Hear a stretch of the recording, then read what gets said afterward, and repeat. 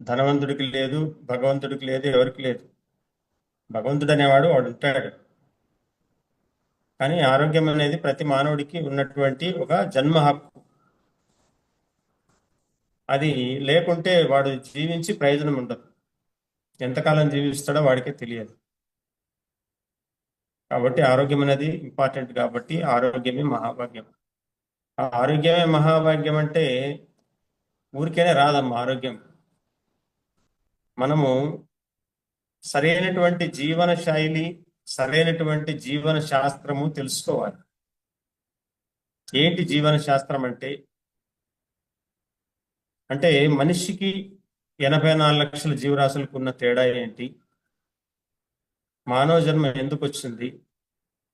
ఈ ప్రకృతిలో మొట్టమొదట ప్రకృతిని సృష్టించింది ఈ సృష్టి. చెట్లు, చేమలు, నీరు, ఎండ, గాలి, భూమి ఇవన్నీ వచ్చిన తర్వాతనే పశుపక్షాదుల్ని జన్మనిచ్చింది. పశుపక్షాదుల తర్వాత మానవ జన్మ వచ్చింది. సో పశుపక్షాదులకు అన్నిటికీ తెలుసు ఏం తినాలి అనేది. స్వతహాగా ఉంది వాటి జ్ఞానం. కానీ మానవుడికి ఒక్కడికే లేదు. ఎందుకు లేదు అంటే వాడికి కొద్దిగా తెలివి ఉంది, బుద్ధి ఉంది, వాడు ఏదేదో ఆలోచిస్తాడు. కానీ పశుపక్షాదులు అట్లా కాదు, వాటికి బుద్ధి అనేది ఉంది. కానీ ప్రకృతిలో దేనికోసం ఉపయోగపెట్టుకోవాలనో దానికి మాత్రమే ఆ బుద్ధిని ఉపయోగిస్తుంది. ఎందుకంటే దానికి సంపాదన లేదు, దాచుకోవడం లేదు, రేపటి కోసం ఏది ఉంచుకోదు. తన పిల్లలకి ఏదో ఇంతకన్నా గొప్పగా ఇవ్వాలి అనే ఆలోచన లేదు. తనకేది దొరికితే తన పిల్లలకి అది ఇస్తుంది. తను ఎలా జీవిస్తే పిల్లల్ని ఎలా జీవింపజేస్తుంది. మనిషికి ఎలా కాదు. మనిషి నా పిల్లలు బాగుండాలి, నేను ఎలా ఉన్నా పర్వాలేదు అనుకునే వాళ్ళు 99 మంది ఉంటారు. లేదు నేను బాగుండాలి, నా పిల్లలు కూడా బాగుండాలి అనుకునే వాళ్ళు చాలా తక్కువ మంది ఉంటారు. ఫస్ట్ నన్ను నేను ఉద్ధరించుకోవాలి, తర్వాత నా కుటుంబాన్ని నేను ఉద్ధరించుకోవాలి అనే సంఖ్య తక్కువ ఉంటుంది. లేదు మా కుటుంబంలో మేము ఎలాగో ఇలా అయిపోయాము, మా పిల్లలు ఇంకా బాగుండాలని వాళ్ళ కోసం అహర్నిశలు కష్టపడి వాళ్ళకి ప్రతి ఒక్కటి వాళ్ళ కోసమని చేస్తారు, ఆశలన్నీ పెట్టుకొని పిల్లల మీద. ఇది మానవులకి పశుపక్షాదులకు ఉన్న తేడా. కాబట్టి ఈ పశుపక్షాదులేమో ఆయురారోగ్యాలతో జీవిస్తున్నాయి, మానవుడేమో దుఃఖాలతో, బాధలతో, రోగాలతో, వీటన్నిటితో కష్టపడి జీవిస్తా ఉన్నాడు.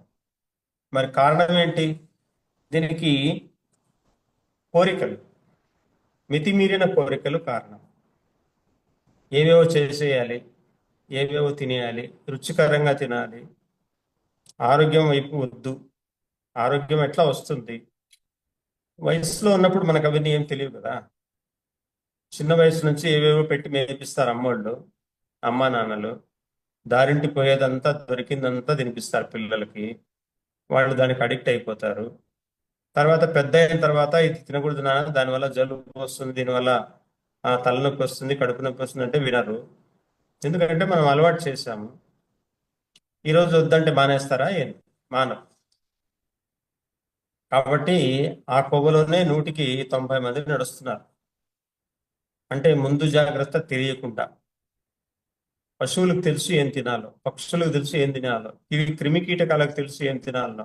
కానీ మనిషి ఒక్కడికి ఏం తినాలో తెలియక ఏది పడినా ఏది అయినా తినేస్తున్నాడు. ఇప్పుడు శరీరం అనేది ఒక పెద్ద యంత్రం, అది ఒక రసాయన కర్మాగారం. మన గొంతు దగ్గర నుంచి పొట్ట కింది భాగం వరకు రసాయన కర్మాగారం ఇది. ఈ రసాయన కర్మాగారంలో ఈ ప్రకృతిలో ఉన్నటువంటి పశుపక్షాదులు ఎలాగైతే ఆహారం తింటున్నాయో ఉన్నది ఉన్నట్లుగా మనిషి కూడా అలాగే తినాలి.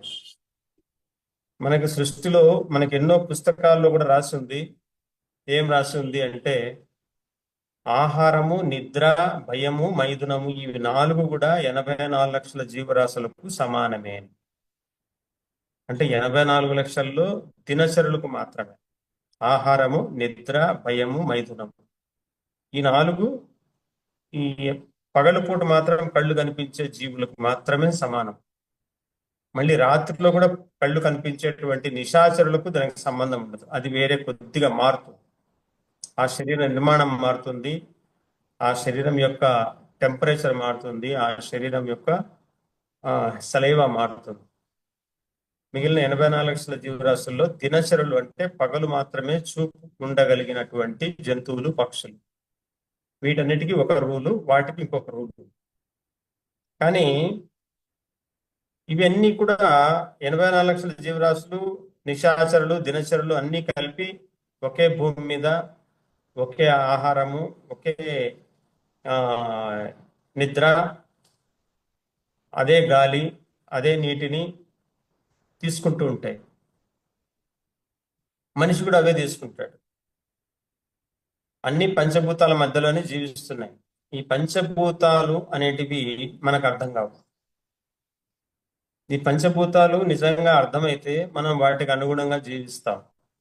అవి అర్థం కాకపోవడం వల్ల వాటికి అనుగుణంగా జీవించలేక ఉన్నాం. కాబట్టి మనం పంచభూతాలకి అనుకూలంగా జీవించాలి. పంచభూతాలకు విరుద్ధంగా జీవిస్తున్నాం.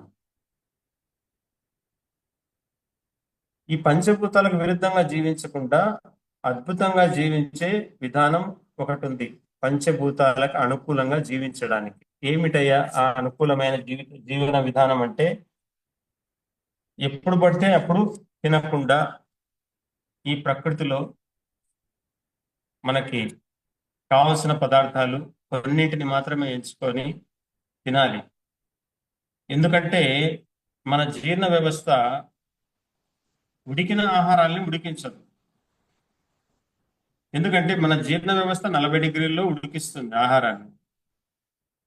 కానీ మనం ఏం చేస్తాం, బయట 120 డిగ్రీలు ఉడికిస్తాం. ఈ 120 డిగ్రీల్లో ఉడికించిన దానివల్ల ఇంకా తను ఉడికించాల్సింది ఏముంది?